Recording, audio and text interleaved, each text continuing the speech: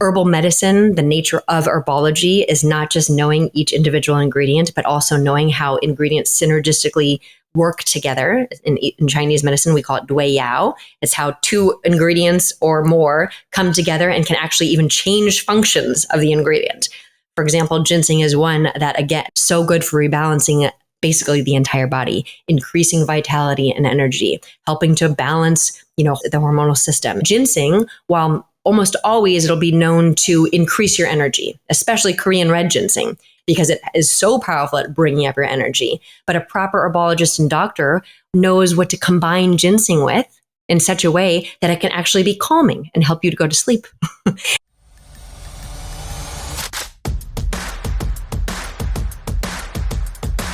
Welcome to the Longevity Formula with Dr. Brandon Crawford. Let's explore the new era of wellness. Hey everyone, welcome back to the podcast. We're going to have a very enlightening conversation today. Today we have Dr. Janelle Kim.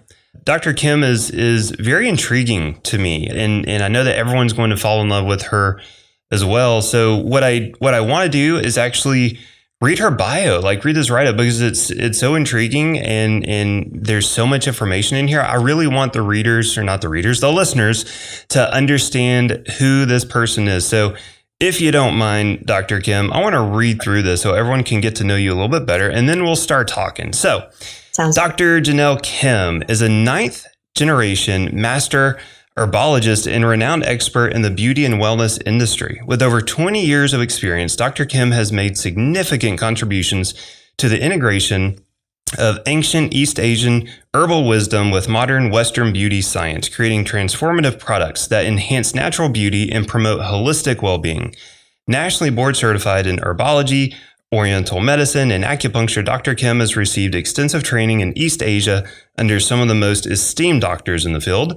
She is the custodian of her Lineage's proprietary formulas, which are central to her innovative beauty product formulations. These all-natural luxury products have been embraced by high-end spas around the world, including the Ritz-Carlton, Four Seasons, and Mandarin Oriental, and are available in prestigious retailers such as Nordstrom, Neiman Marcus, and Bergdorf Goodman, as well as natural marketplaces like Whole Foods and Sprouts. In January 22, Dr. Kim published her debut book, Myung, The Korean Art of Living Meditation, which I have and am reading right now. It's fantastic, with Watkins Penguin Random House. The book, which has been translated into more than 10 languages, is available in over 20 countries, offers insights into achieving balance and happiness through a unique approach that combines meditation, movement, and natural medicine.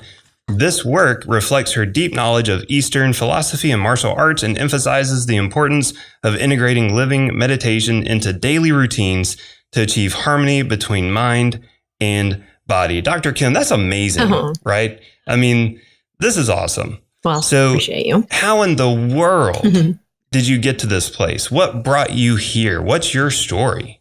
Well, ultimately, what brought me here, and I can accept what you are saying to me right now with much gratitude, because ultimately I'm just a vessel and a continuation of my ancestors who came before me.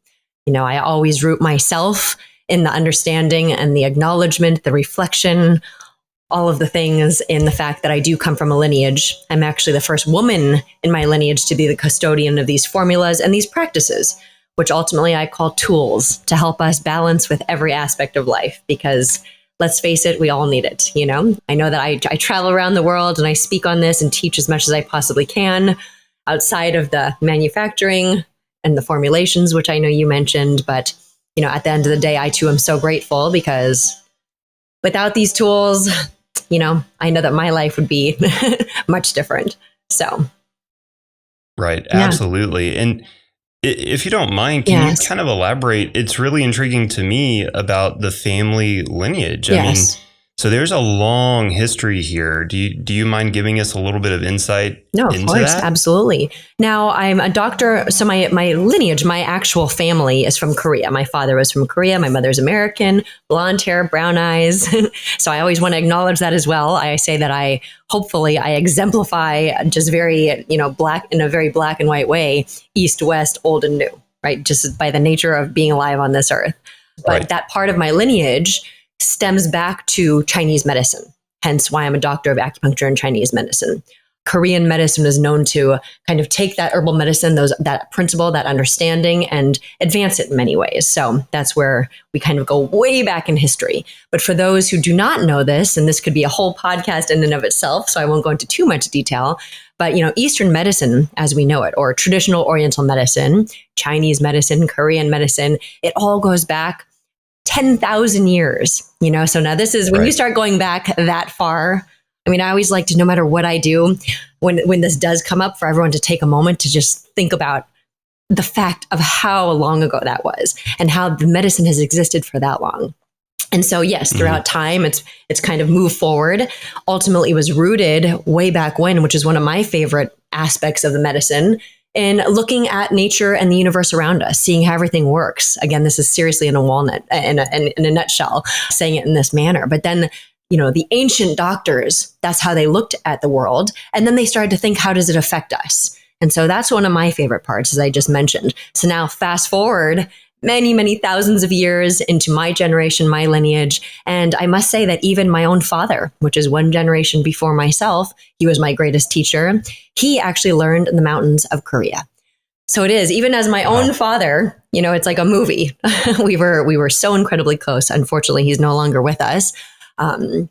But even as close as we were, and we are, even me as his daughter, trying to imagine being in the mountains, learning this medicine, learning the movement, learning the living meditation, the mindset, and ultimately that's what we'll go into, the 3 M's, as I call them, the 3 pillars of longevity, as it has been passed down in my lineage. And so that's kind of I hope clearly I've taken a very long span of time and kind of moved forward, but that's just to give you a picture. So he learned from his teacher and his teacher learned from his, and so on and so forth, until we are here right now, and in a very, very relevant manner. And kind of in conclusion, that's why I personally love these tools and this medicine so much, because here it has existed for thousands upon thousands of years. And as my greatest teacher taught me, why did it exist for so long? Simply because it works. So there you go. Yeah, absolutely. Yes. Yeah. And that's beautiful. It's like, this is what I'm personally like really trying to create. You have this purpose, that your family has really cultivated, right? You're wanting to change the world through these tools, this knowledge, this practice, right? And I love this story of how it's been passed down, and not just passed down, but cultivated and transformed along the way, right? And that's what's so amazing, with you, is that it's this blending of this traditional wisdom, right, from these thousands of years, and this modern time innovation, right? And so that's kind of the first place I wanted to go, is like, how are you really focusing on blending this amazing wisdom that's been passed down for thousands of years, and then combining it with, the innovative technologies and the things of today? Yes. And I actually say that that's my number one job. I have quite a few roles as an entrepreneur, business owner, so on and so forth. But I have come at this point in my life to recognize that my number one duty, my commitment, is actually just learning to do my very best to educate and communicate it properly. So you're exactly right, kind of bridging these. And I can say, I can kind of take it in different areas of what it is that I wish to share with the world, through my manufacturing lab, literally formulations, right? Whether it's skincare, beauty care, dietary supplements, muscle and joint formulas, you name it, because that is what I've been doing for, I call it my day job, for the last 2 decades, 20 plus years. If you look at the formulations that I create, we literally do that. So we pull upon the knowledge and the wisdom of plant medicine or herbal medicine, and we incorporate with amazing, as they call it, anti-aging ingredients, or, kind of modern ingredients. I say that because many people will know me as making a statement, which I don't always do, because it doesn't always apply. But, there's no such thing as anti-aging. And I'm sure we're going to agree on this, given the nature of your entire beautiful podcast, is that we are all going to age. That's the thing. And that's okay, but it's longevity. It's how we age gracefully. It's how we don't break down. And so yes, it is my number one job to integrate this old wisdom that is so applicable. And then, the further I go on this path, the more I really do see, which is my favorite part, that it never changes. That's when it comes to kind of principles that I'm handed down, the ones that really exist, that I am human, you are human. Thousands of years ago, it was humans. Hopefully thousands of years from now, there will still be humans, but that doesn't change, right? Life changes all the things around us. So that's the way I love to bridge it. That to me is true integration. Mm-hmm. Right. And you're right. We're humans just like thousands of years ago. There was the same thing. Yes. There were the same nutritional requirements, emotional requirements, all of the things, right? Yes. That hasn't changed, but the environment around us has changed. Yes. And thus maybe we need to change our delivery of some nutrients or something like that, right? So go ahead and tell me a little bit more about your product line, because I think it would be really good for, everyone tuning in to hear about what you've made. What is it called? What is so different about it? Like, can you give us a little information about your formulations? Sure, absolutely. So my labs are called JBK Wellness Labs, and that's actually named after my great-grandfather, Jinbo Kim. Perfect. And ultimately, so what I started 20 plus years ago, as I said. And the truth is, that's right when I was getting out of school with my master's. And so I really believed and really wanted to kind of follow in the same footsteps as my great-grandfather, where he had clinics and had patients. And I loved that. I loved being in clinic, Dr. Brandon. It was my favorite thing. But again, long story short, the universe kept pushing me towards creating these formulas. Let's just put it that way. There was a much longer story. And finally, I started realizing, you know what, maybe I should practice what I preach, the living meditation aspect, the third of the pillars of meditation, but living meditation, we'll get into that, where, clearly there's enough of this push and life keeps taking me down this path that I should look at this a little differently. So maybe I won't just be in clinic and open up clinics around the world, which would have been amazing, of course, and maybe I still can in all my spare time. But maybe I can look at this, that I can open up a different kind of way of understanding to people who would never even know to walk into a clinic. And that was through formulations. So I actually, 20 plus years ago, I started helping specific companies make some of the first natural products. I mean, literally, I was on the forefront of the natural product industry, herbal product, plant medicine. 20 plus years ago, when I talked about natural products, herbal medicine, Korean beauty, all of these things, people looked at me like they had no idea what I was talking about. But it never stopped me because I knew it would resonate because of the same principle we said, we're all human and things don't change when it's very principled, right? And so kind of fast forward, I started creating these products specifically in the high-end spa industry, as you already mentioned. And then the economy turned and we started focusing more on a natural product marketplace when Whole Foods, all of these incredible stores, Sprouts, all of our natural stores started coming about. And then fast forward a little bit longer, right before I had my first son, people kept asking us to make these formulas because back then, now as well, but back then especially, it was hard to make natural products that were really effective, that smelled beautiful, that could be carried in some of these high-end retailers and spas. And so I took a leap of faith with Craig, my husband of 20 years. We've done this all together. And we started creating formulas. And so before we even knew it, we turned into a contract manufacturing lab. And basically that is what I do now, as you mentioned. So I don't have one particular product line, although it comes up all the time. So maybe one day, but I'm behind the scenes and we create unbelievably effective, the most clean, the most beautiful, in my humble opinion, formulations with just amazing brands that are carried in all these places, many of which I'm sure many of you know, but we won't go into the detail of everything. But so that's what I do. And that's what my lab is all about. So we manufacture products. That's awesome. Mm-hmm. Yes. Yeah. So I should have clarified that. I did. No I'd no set worries. that up wrong. It happens all the time. People are like, wait a second, you mean these brands make products elsewhere? From a lab? Yes, that's how it works. Right. Absolutely. Yeah. Well, you've mentioned a few times now about the 3 pillars of longevity. Yes. Do you want to go ahead and get into that? Can you explain to the audience what that is and what that entails, please? Yes, of course. So I call them the 3 pillars. I call them the 3 M's. It's easy to remember. And it is medicine, movement, and meditation. Living meditation is what I speak on. So medicine is everything that I've covered just in this moment. I'm sure we'll discuss further as our conversation continues. But medicine is, number 1, the food that we eat. Food is the best medicine, right? Then it's the supplements that we take to further enhance everything that we possibly can to have longevity and keep ourselves functioning at our optimum. And then a little bit further down that road is exactly what I do. It's the things you put onto your body, your skin, your largest organ, the skin care, the hair care, you name it, the body care, how important all of that is.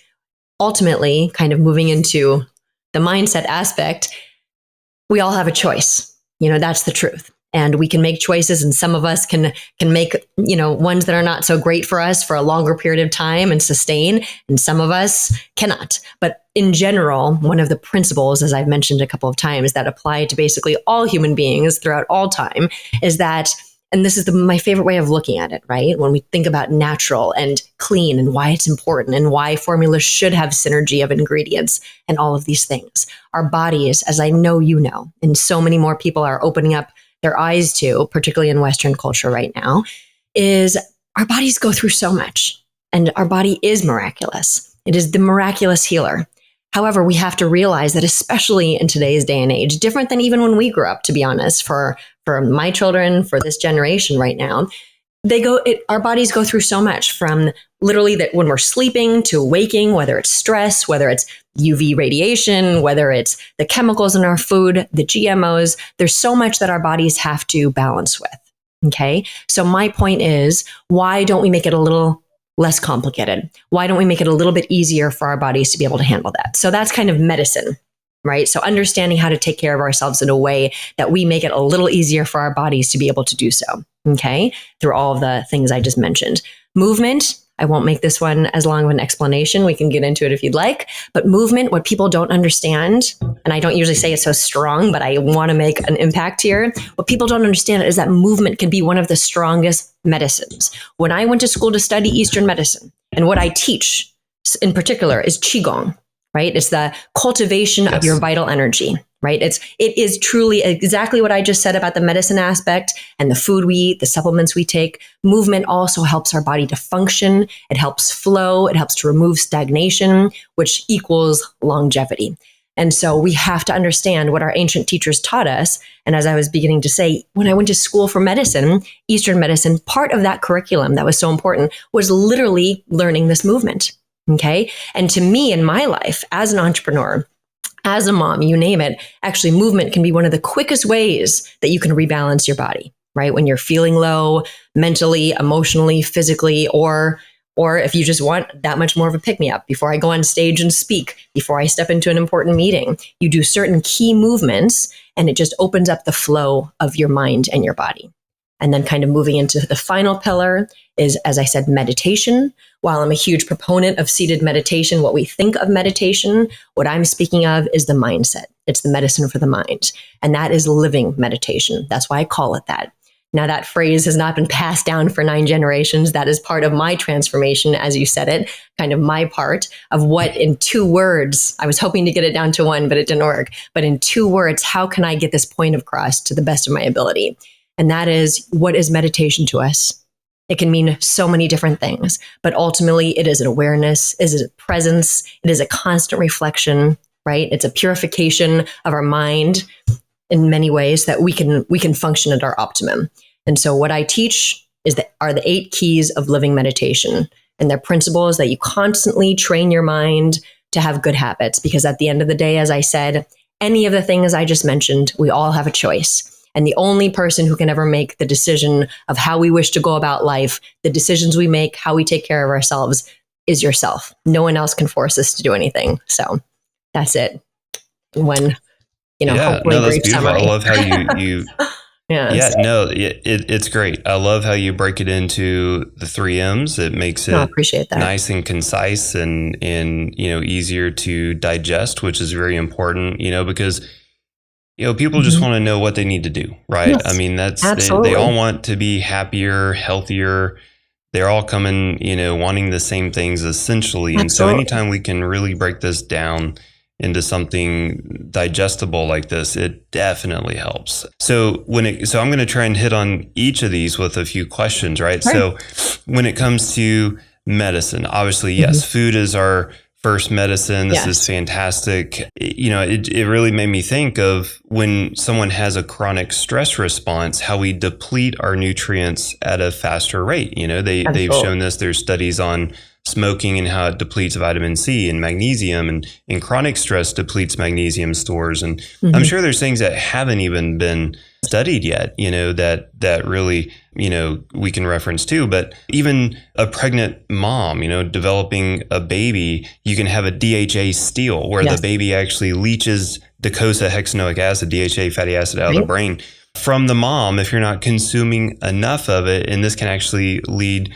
to volume loss in the brain after a pregnancy. I mean, it's wild. So if we understand all that, and that these stressors, these perceived threats, is what I would call them in today's society, are a thing, do you have any concise, words of wisdom of like, hey, eat like this, take these supplements, like some kind of something that our audience can go home with? Do you have something like that? Some kind of recommendations? Yes, absolutely. I mean, there are some very specific ones. For example, in Eastern medicine, it's very important that you'll see in other cultures, right? When I go to Europe, I see this. When I go to Asia, I see this. The Western world, we're a little lacking in that, eating foods with a lot of chi, with a lot of vitality in them. They're alive, they're fresh. Of course, all of these things we've heard before, but it really is important because if you just keep it real simple, you can imagine that what you put in actually affects your body. And if you're eating something that has a lot of that good, let's call it energy, chi, whether that resonates or not, I really want people to understand this. And I'll tell you why in a second, not just because I want to make a point, because when we're aware of this, we can start to become our number one. Everything starts with us first, noticing and being aware of our own health, right? And so certain things like paying attention to the foods we ate, that they're not always processed to the best of our ability, that everything's balanced. And that's where I was getting. I will talk about that in a second, but everything that I speak of, those 3 M's, everything comes down to balance. And that's one of the most beautiful things in life, right? It can be one of the clearly, that's the entire journey of our life, but that is the most important thing in my personal life, what I have been taught, what I teach. We always have to pay attention to that. But a couple other just simple tips that are important to incorporate: eating more vital foods, but also that means eating more, in Eastern medicine, we call it warm foods, right? And so we live in a culture which there is nothing wrong with. And for some of us, no comments, no judgments. Anyone who knows me knows that's not how I work. But in general, eating foods that are, warm to our body or having that balance. For example, if we love to eat a whole bunch of salad, in Eastern medicine, you would actually also simultaneously have a soup with it. Our digestive system loves that warmth, that cooked food. It sounds very interesting, but that's something that I notice if I share that with a lot of people, especially with a lot of the kind of common symptoms, particularly in women that we have, that's a really important piece, right? Eating things that are not, things to stay away from, because I'm all about balance. There's not a lot of no's that I say, to be honest, because we train ourselves to do the balance thing. But dairy in general, and basically any medicine, we'd all agree, is hard for the human body to digest. So staying away from a lot of dairy, okay? Staying away from greasy, fatty foods, things that just, if you start to think about them and visualize it and start to even think of the words and the foods that I'm talking about, you can feel that it starts to stagnate your body. And remember, the key to health and longevity, the way that I understand Eastern medicine, is that everything functions and flows. And I say Eastern, but Western, we all agree on that, right? So you just want to keep everything functioning and flowing. So those are kind of in general. So supplements that you start to take into your body, whether they're herbal, whether they are whole foods, whatever that consists of, it's important to know our own bodies as well. And that's what I was saying before. When we start to pay attention, just because we go on social media and see the hottest, newest, trendy ingredient does not necessarily mean that it is good for your body. And the only person in the beginning who is going to know this is you. And so one of the things that I see as a doctor that is somewhat concerning is how much, and you know what, it's so easy to do. I find myself doing it a little bit, but then I know how to catch myself, starting to pay attention to how you feel. Even when you start taking a new supplement or you eat something, a lot of times it has to do with our digestion. Headaches that we might get, feeling fatigued. The middle is so important, and people don't always necessarily recognize that or are aware of that. So if you start taking a supplement and you start also feeling, which you won't even connect, that you're feeling really tired, kind of sluggish, something feels off, there's a very good chance that supplement is not really made for you. It's not that great for you. And that's a very simple kind of general example, if you will. But those are the types of things, being aware of yourself. How do you feel? Through certain movements too, you can start to literally feel your body in certain ways, and you can tell when something is going amiss. So those are some of the main points that I can think of. Hopefully it's very helpful. I can't just give set answers to everyone, but sure. No, I think that's really great advice, actually. Mm-hmm. I mean, it made me start to think about, I know that on podcasting days, I'm going to be talking a lot. My mind has to be in different directions. I perform better if I take extra magnesium threonate, if I take extra DHA, if I take extra B vitamins. Like, I know that just based on how I perform. Yes. But then on clinical days, right. I'm taking acetylcholine support. I'm taking a different line of supplements, and it's all based on my performance. So, and do you know that yourself, resonates, right? That's what you've said numerous times. You know of yourself. A, how you feel. B, nowadays there are many, many more places. No matter what, in any medicine that you kind of follow in that path, and you can integrate them. There's always, better practitioners or not. It's the nature of everything. But finding a really good doctor who can, nowadays we can look at certain labs that are very specific of what we might be depleted in. And again, be aware that it's balanced. You don't have to take 25 to 50 different supplements. That's not always the most balanced thing for everyone. I'm being extreme for a good purpose. But I love that you just said that, Dr. Brandon. That is the way. And people are starting to understand that more, very custom. Absolutely. Yeah.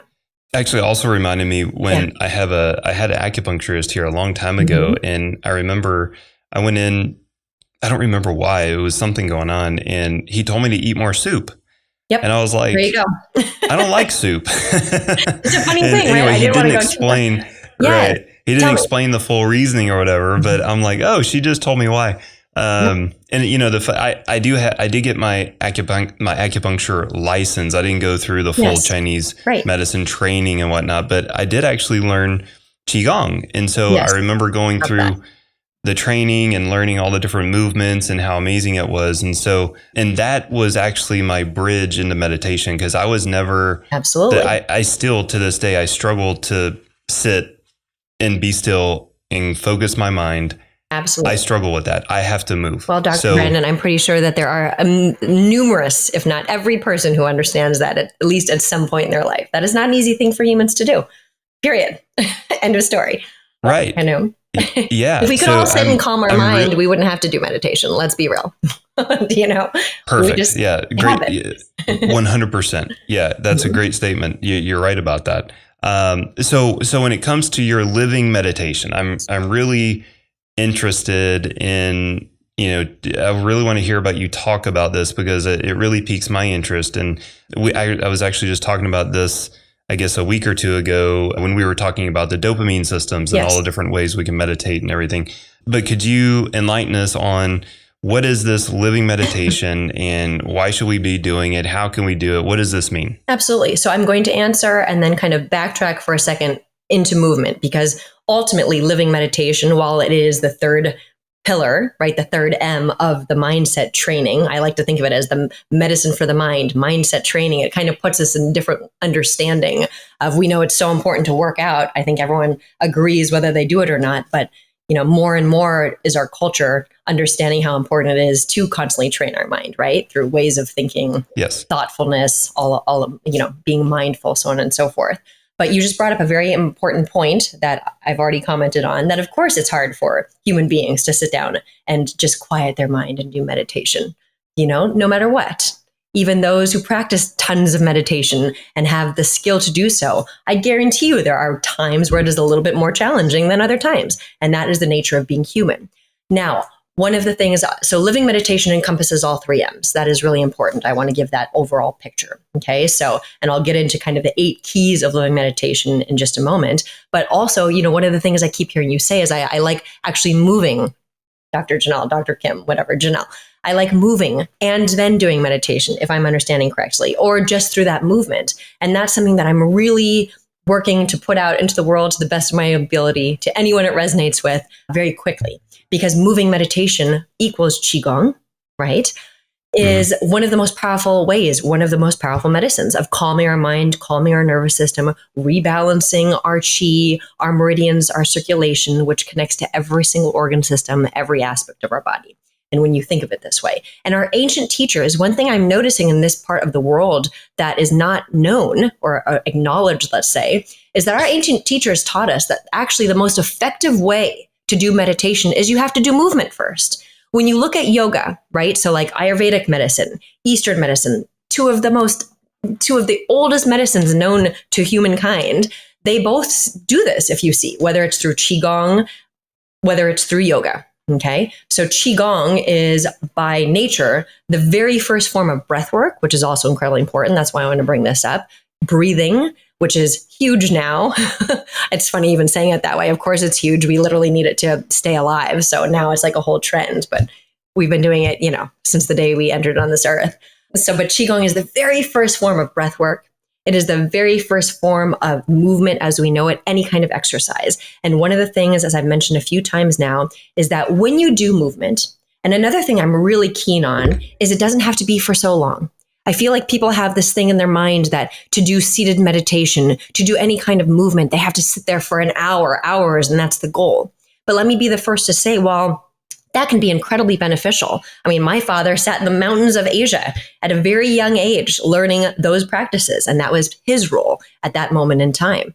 But what I want people to understand is that what has been passed down, when it does come from a strong lineage, when it is effective, when it is balanced, you need about maybe 10 minutes, sometimes 2 minutes to really focus your mind, focus your body together, put your heart into what you're doing, no matter what it is. If it's meditation, if it's Qigong, if it's breath work, if it's going for a walk, you just be present for that amount of time. And one thing people love about these movements, Qigong or whatnot, what really focusing on the breath work, because it's one and the same, right? I'm sure you remember that even when you practice, Dr. Brandon, is that you naturally become present. And then when you start to rebalance your body, then you sit down for meditation. And I promise you, every single one of you, if in fact you do connect your mind, your body together in that moment when you're doing even 2 minutes of some kind of physical practice first, that then when you sit down to meditate, your mind is so much easier to ground and calm. And that is the correct way of doing meditation. That I will say very strong, and again, that's what you see in yoga. They do that. That's what you see in the martial arts, traditional martial arts, because it's incredibly effective. So that's kind of the movement that I'm speaking of to conclude in that, which is part of living meditation. So then to move into living meditation, the 8 keys of living meditation, as I share them in my book, again, this is the way that I'm able to communicate it in my moment right now in this modern world, balancing, no different than everyone else. But those 8 keys are reminders. It's like a guide. Okay. And so we don't have time right now to go through every single one of the 8 keys, but I will tell you that one that truly resonates, well, they all do, but one that I think of a lot more frequently at this point in my life is, and it sounds very, very like mystical Asian. And I didn't even mean it at the time. It just is what made sense. It's called, the 8th key is called Be Like Bamboo. And I've literally had people make bracelets with this, make t-shirts, because it creates a visual. And that's exactly why I named this key and ultimately the chapter, because each chapter is one of the 8 keys in the book. Right. Be like bamboo is something so incredibly important in every aspect of our life. And it actually applies to everything we've talked about in this entire conversation, whether it is the medicine pillar and all the things that we said, the movement, then we move into relationships, 100% in work, running businesses. There's no possible way I would be where I am and continuing without this. But be like bamboo is a principle we all, more than ever, I feel like we need to know. And when you think of that visual, because that helps me in life, I literally will make visuals so that I can quickly rebalance myself in any moment that is necessary.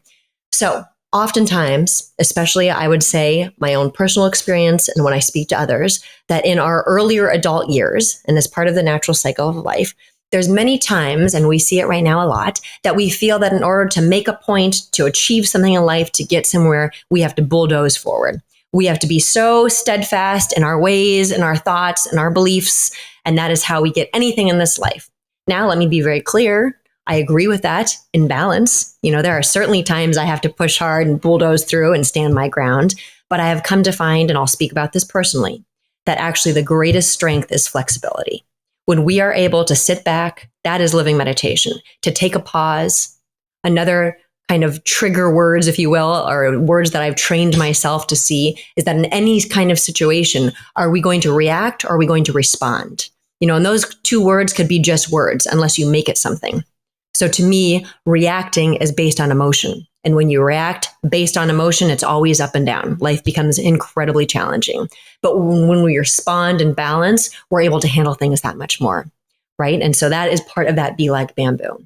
Bamboo is so rooted, meaning you do always stand your ground. You are always rooted. You can certainly be steadfast in your beliefs and what it is that you see in life, what you want to achieve. But remember that just like a stiff board, if you hit it too many times, just like you see in karate, right? Like they hit the board and it breaks and it's a wonderful thing. Or if you hit it just right, it can break. And we're no different. Our minds, right? Mental health. So if we start to understand that any situation we come across, we always have the ability to take a pause, literally to do breath, to do 30 seconds of movement, whatever it is that we need to take a pause, step back in our minds, expand our minds. Then just like bamboo that is so rooted, when the winds of life come, no matter what the challenge, it doesn't just break because it's not stiff, it's flexible. So the winds of life can push it all the way to the ground. And then when they pass, guess what happens? It bounces right back. It's much, much harder to break something with flexibility. And so that is one of the 8 keys. And like I said, one that in my own personal life, in every area of my life, again, parenting, relationships, 100% as a business owner, entrepreneur. Without that, quite frankly, I don't think I could survive. Life would be too challenging. Right. And so that's kind of in a nutshell. Yeah. I love that. I love the bamboo analogy. Mm-hmm. I mean, I'm sitting here listening to you, talk through this, and I'm like, these are like literally some of the things that I'm still working on with myself. Forever. And it's that concept of, whether it's a business situation, whether it's a clinical situation, whatever's going on, being able to stop, rebalance, gather my thoughts, and not be so reactive, right? Yes. And being flexible enough to where, okay, well, I still have this purpose, I still have this goal, I still have this mission, I'm still here, and I'm still working towards these things. I just have to now pivot a little or bend a little. Favorite word. Nothing changed about what I'm doing, right? My overall goal and everything. But these little things, continue to change around me. I mean, 100%. I've never had, that's a really good visual, regarding bamboo. I love it. Mm-hmm. Yeah, it's fantastic. And then also with breathing. Let's talk about breathing for a little bit. I love the discussions on breathing. We go through breathing exercises with patients all the time. And I love it because it's this great conscious connection with the autonomic nervous system, right? You 100%. You can have a direct control over your heart rate, your blood pressure, all of these different autonomic things just by controlling your breath. So do you have any guidance on someone out there that is like, man, I don't know how to breathe. I'm just constantly just like, hyperventilating over here. If someone is stressed out, how should they breathe? If someone is really needing to get more energy or more motivation or really get up and going, do you have different types of breathing techniques or styles that you like to talk through? Absolutely. There's so many. And I laugh when you say hyperventilating because sometimes that's how I'll start.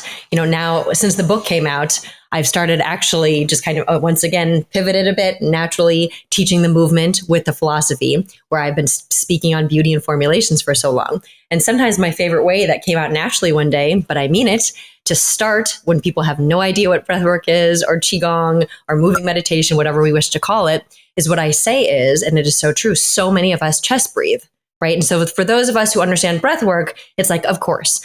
But quite frankly, even for those of us who do know this, how often do we have to remind ourselves? Because we very well might be doing that. What I mean is kind of breathwork 101, one of the most important things, and this is one of the tips or the tools that I'd like to give right now, is simply breathing in. And there are many different ways, but this is the one that I'd like to share right now.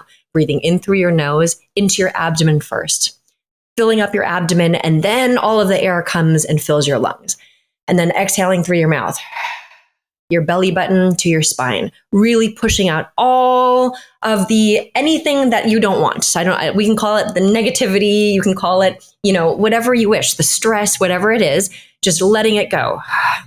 And one of the things that you can practice is you can, as you exhale through your mouth, it's like you can think as if you're blowing through a straw, right? So, and making it audible. Even your inhale inside of yourself, you can hear your inhale.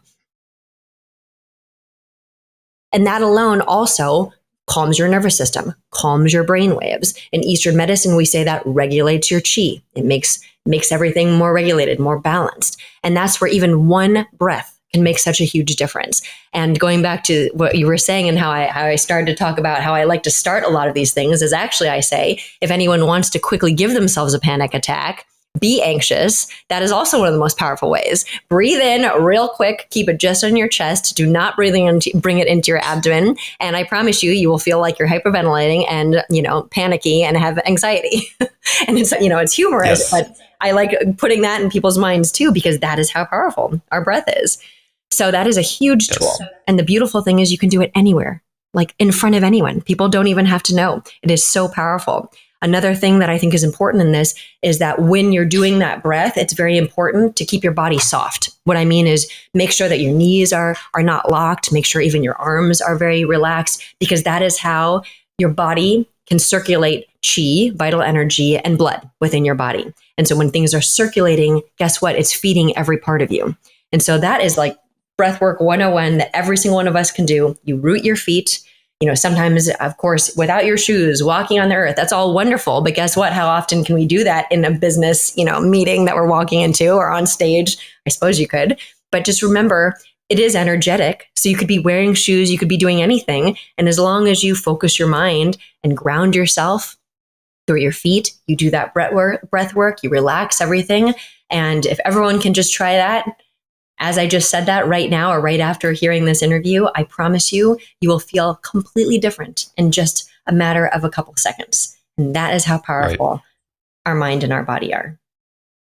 Yes, extremely powerful. And sometimes I'll even do a demonstration with a patient. It's usually a young adult or, a professional, an executive, something like that. And they're really struggling mentally, whether they have depression, anxiety, something like this. But you see them and their respiratory rate is too high. They're breathing too shallow, too fast. And I'm like, what's your top complaint? They say anxiety. I'm always anxious, always anxious, always anxious. And I said, okay, let me do a little demonstration for you. What I want you to do is breathe in, really quick, really intensely, and blow out. And I just want you to almost like tell them how to hyperventilate, right? So I have them like this, right? And I'm like, just so you know, you're going to probably have an anxiety attack. Just be ready. And they're like, whatever. And so they do it. And what happens? Bam, anxiety attack. And they're like, what in the world just happened? And I said, listen, this is just neurophysiology. Right. When you have this buildup of CO2, when you access this part of your nervous system, this is what happens. You're walking around. I'm looking at you just breathing like this right now. Right. I know you're anxious. So tense. So teaching them literally how to breathe, and all of a sudden their body just kind of relaxes and they're like, oh my gosh, like this is amazing. Right. So I say all that just to say, like, this is a really important topic. And it's something that is like, I know how to breathe, otherwise I'd be dead. Well, I don't want you to just be alive. Right. I want you to thrive. Right. So understanding these principles, understanding how to stop, slow down, breathe, put myself in a different state of mind, right? Which is so important. And that's actually what I wanted to kind of talk about next, because I like to tell patients and people that I always like them to go through gratitude first, right? When they start this practice of meditation and everything, like I really want them to be mindful about, themselves and grounding and all of that, but then to go through what they are truly grateful for in life. Is this congruent with your thoughts? Beyond, and it's something that I acknowledge in case it's helpful, that, speaking of gratitude can almost become, I really don't even want to say this, but I've started, so I'll say it, almost cliche, right? Like, oh, have gratitude, do your breath work. But let me also be with you in saying this, that it is incredibly powerful. I have found that, especially right now, I feel like we have to be more careful than ever. And, it can be an interesting conversation that I bring up, and I'm just not afraid to anymore at all. Not that I ever was afraid, but I always want to be balanced myself. But I'm seeing a lot of things lately that are occurring that it can easily go out of balance, meaning we can start to bring ourselves by overthinking, overanalyzing, overthinking about past, overthinking about what's happening to us. It's so important to acknowledge. If we don't acknowledge some of the things that are bothering us, why we're where we're at, what challenges we're facing, what things in the past may have hurt us or made us stressful or made us think or made us angry to be where we are right now. If we don't acknowledge that, I couldn't agree more. You can't move forward. However, there's a very fine line between overanalyzing, overthinking, and now all of a sudden you get very, very stuck. And I always say the human mind is so powerful that we have to be very careful that we don't put ourselves into a dark hole deep down. You just picture that and you just keep going further. Well, guess what? If you're not careful in the human mind, if you go too far and you don't have the means of getting yourself out, you're going to get stuck there. And it's something I'm very concerned about, quite frankly, right? And that's exactly the 8 keys of living meditation help us to acknowledge it's a form, right, of this ancient philosophy, if you will, way of looking at life. It's a form that we can acknowledge, reflect, process through constantly. It's never ending, but not get ourselves too far down. And why I'm bringing this up when you asked me about gratitude is that sometimes when we feel like we're stuck, I agree that for myself and many, many, many people that I see, work with, teach, just come across in a daily life, that gratitude is one of the most powerful ways to get yourself out of that hole. I know it is for myself. When life gets challenging, I find a quiet moment. Sometimes even if you can't, you just kind of close your eyes. Who cares? Someone's just say, I need a minute. Why can't we do that? Right. But have a quiet moment. For me, it can be in the car a lot of times. I drop my kids off. I'm driving to a meeting, to an event, whatever that might be. And if you're feeling a little low, first of all, sometimes you have to acknowledge it. I literally, for myself, you acknowledge, okay, I'm feeling uncomfortable. I'm feeling something right now. Okay, here it is, right? And it's important, even that step, if I may. Here's another tip I'm just naturally going into, because oftentimes I call it short circuiting, right? I'm sure this will resonate with you, actually, Dr. Brandon, that if you don't kind of tell your mind, I see what's bothering you right now, your mind just keeps going for a lot of us, especially when you have a lot going on, you're intelligent, all of the things. So you have to stop and say, okay, I'm really upset about this right now. Done. Now we're there, right? Then for my personal self, I'll take that breath, no matter where I'm at. And then next, I will. One of the things that I always do is I'll move to my gratitude. Although this is happening right now, first and foremost, it's not going to go anywhere in the next couple of seconds or minutes or whatever it is. It'll still be there. I've been on this earth long enough to know. And guess what? It's going to be okay. Because I have been here before, maybe worse, but guess what? It will be okay. And then I think to myself, although this is happening right now, I have my health right now, whatever it might be. I think of my kids a lot, my family, whatever it might be, you have to find what I call your spark.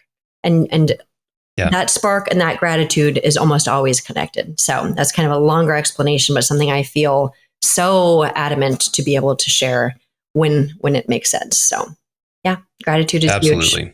Takes you out of yourself.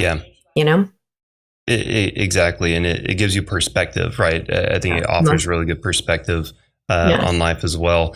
And I guess one thing that I wanted to point to just for the listeners is that, there's studies that show when you do meditation, you have very positive changes in your neurochemistry. You see positive changes in dopamine, serotonin, GABA, but then also when you're truly grateful, like when you're really practicing gratitude, you see similar changes in dopamine, serotonin, GABA, oxytocin, like all of these beautiful neurochemistry or neurochemicals that give you this really, good life, for lack of better words. I'm just going to boil it down to that. Love that.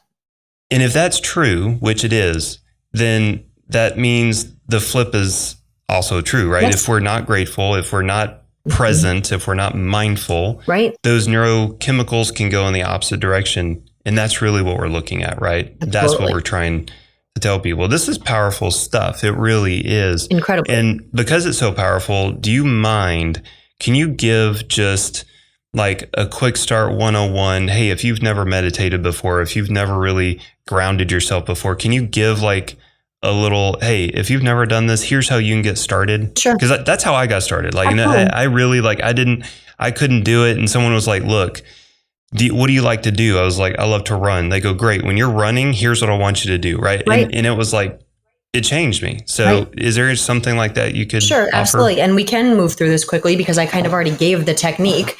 And so one of the things that we do, and I do have a shorter course on my website because I know so many people would ask and I didn't have that. So for anyone who would find this helpful, also I do in social media give little tips like this whenever possible to help. But for all of the listeners today, so you, in any given moment, I do it in the morning.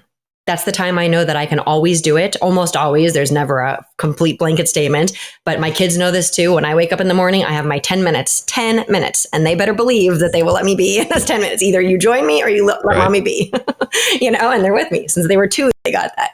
So you basically, to begin, you do your breath work that I just shared and we talked about. So you breathe in through your nose, you ground your feet, you make everything soft, so no locking of any joints, so everything can flow. You breathe into your nose, into your abdomen, then let all of the air fill into your lungs, and you get in the habit of that, exhaling through your mouth, audible sound of your breath, and pushing your belly button to the back of your spine. One other piece that you can join with this breathing is a very simple kind of Qigong 101, but is kind of connecting to the sky, they say, and connecting to the earth, which are very important energies. That is yin and yang. I didn't even get into it today, but that is what everything is based on. For those of you who understand what that is, the balance, right? So you breathe in through your nose and you take your palms. You can stand, or I'm sitting right now so you can see me. You can do it anywhere, right? So you breathe in, and as you breathe in, you take your palms open, lifting up. Then I'm going to do it closer to my face, but you can do it at this level. You reach up and then you extend everything up to the sky. And that's your inhale.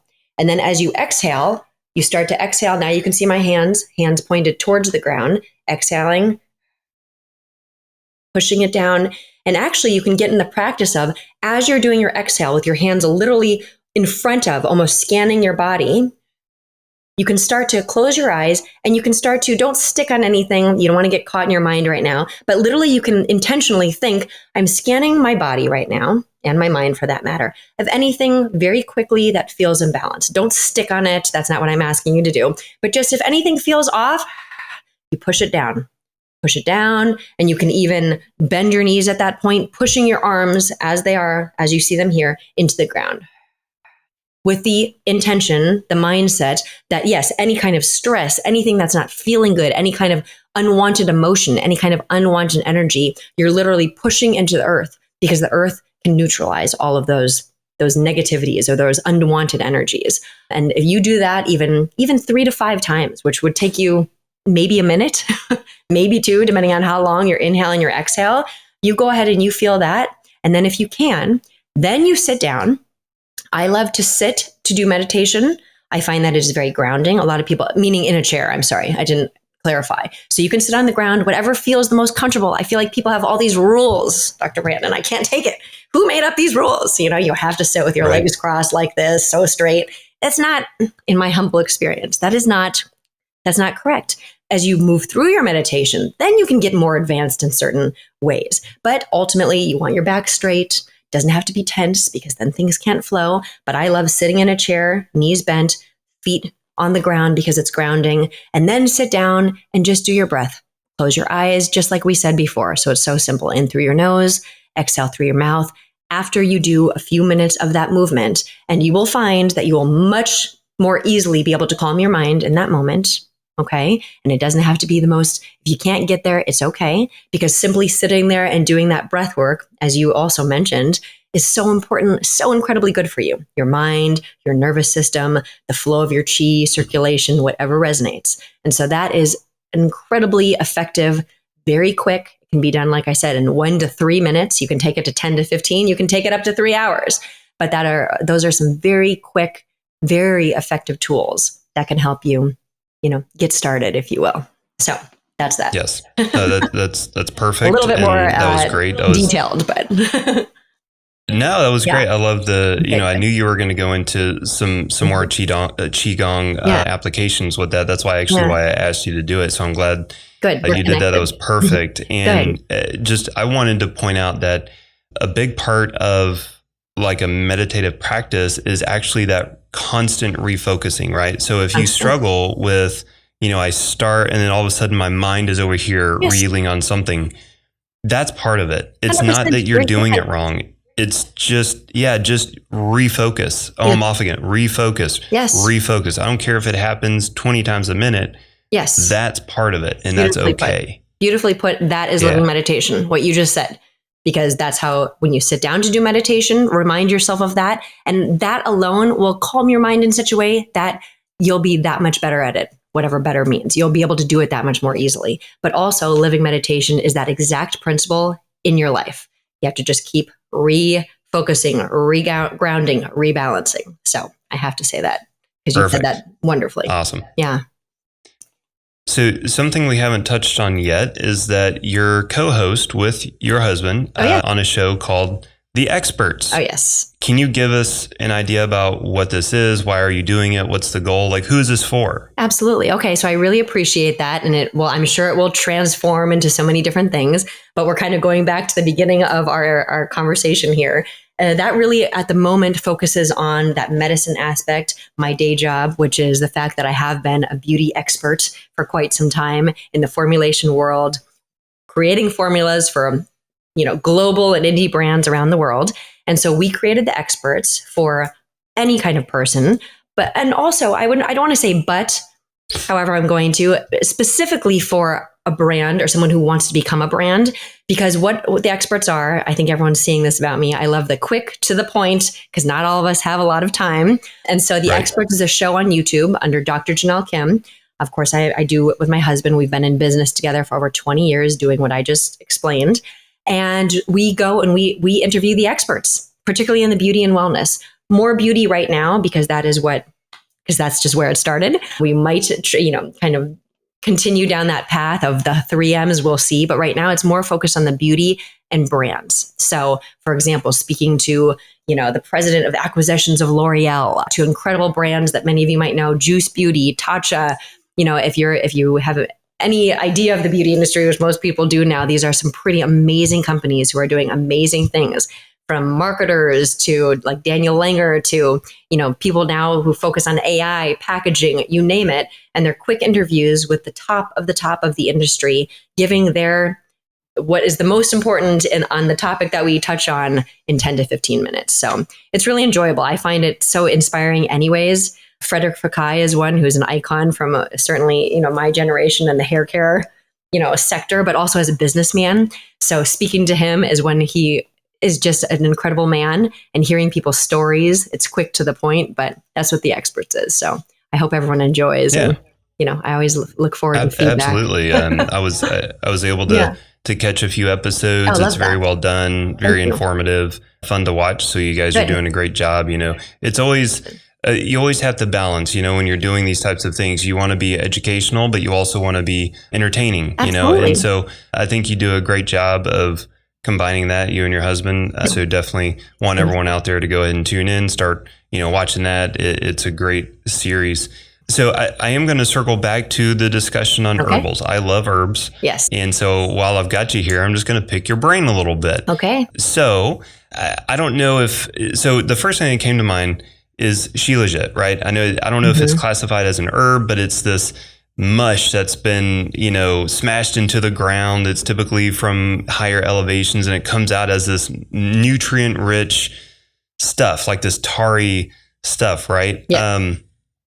I guess, do you like this? Do you recommend it? I'll use it as a mineral, like a multi-mineral sometimes. Right. I know it's been shown to help with testosterone and hormones and inflammation. Yes. What do you think about that stuff? I could not agree more. That is not necessarily one of the, let's call it like the main herbs, for lack of a better word, of Eastern medicine, but something that very much resonates, because a lot of the medicines, if you look, for example, in Ayurvedic to Eastern medicine, I like using those two because people know that they're both very ancient medicines. You'll find certain powerful plants, certain powerful herbs that might parallel in a lot of the function. And ultimately, they're good for you, right? They're from the earth. They're powerful. And you just named it. That is an incredible ingredient, right? Incredible plant medicine that really helps to rebalance, to detoxify, to purify. And right now, especially speaking of, finding that much more balance of the hormonal system, men, women alike. A lot of it having to do with, unfortunately, the food that we eat, so much that we cannot even avoid, right? Also, so much stress. There's so many things that are harming our hormonal system and creating so many imbalances. making that process, which by the way is a natural process. We will all go through this throughout our life, whether we're speaking of menopause, which people are getting more and more comfortable with even talking about. That is a natural process. Things will occur, but the extreme nature of the symptoms do not always have to be there. And that is certainly a very powerful ingredient to help keep everything in balance. In Eastern medicine, one of our absolute favorites is ginseng, Ren Shen, ginseng.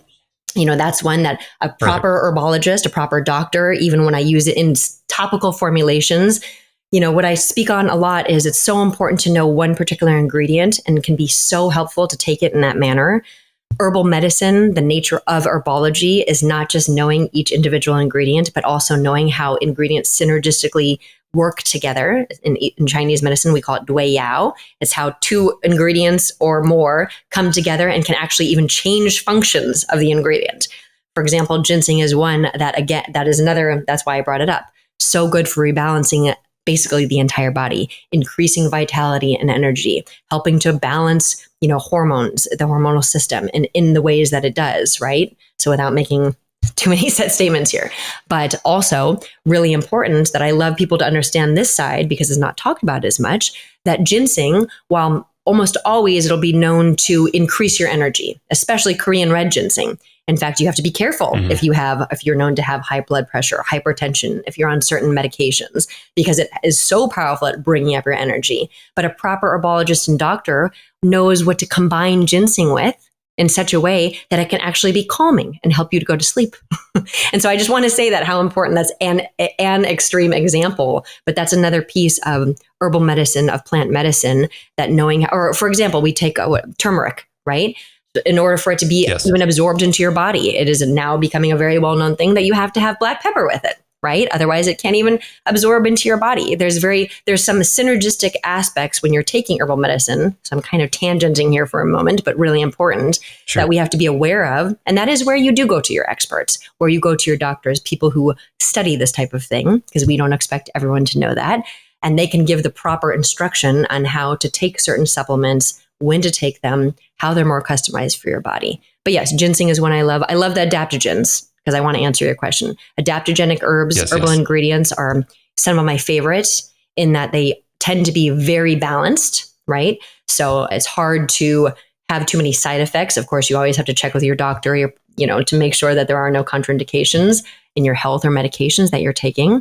But adaptogens in general are very, very powerful ingredients, and you can look that up. But this is a word or category of herbs that started in the 1940s, but do understand that principle started thousands of years ago in Eastern medicine, and it's basically taking, in short, I love formulating for skincare topical products, dietary supplements, so important for us to incorporate into any aspect of our regimen, beauty and wellness, because by the nature of what it means as a category of herbs that are good for everybody, for the most part, is that they help you adapt. The idea is those herbal ingredients, those plants had to survive to be a plant.